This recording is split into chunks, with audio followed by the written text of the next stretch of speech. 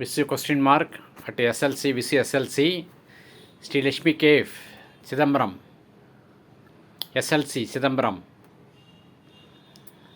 இப்போது சிதம்பரம் ரகசியம்னாக்க ஒன்று சொல்ல போகிறேன். பஞ்சபூதங்கள் தெரியும் உங்களுக்கு. என்னென்னு கேட்டிங்கனாக்கா நீர்,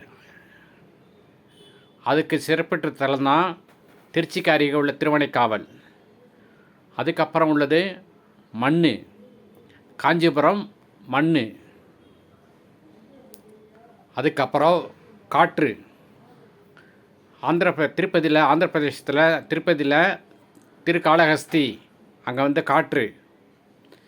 திருவண்ணாமலை, அங்கே நெருப்பு, ஜோதி, நெருப்பு வடிவத்தில் இருக்கார். இந்த நாளுக்கு உள்ளடக்கியது. அடுத்தது வெளி ஆகாயம், அதான் சிதம்பரம்.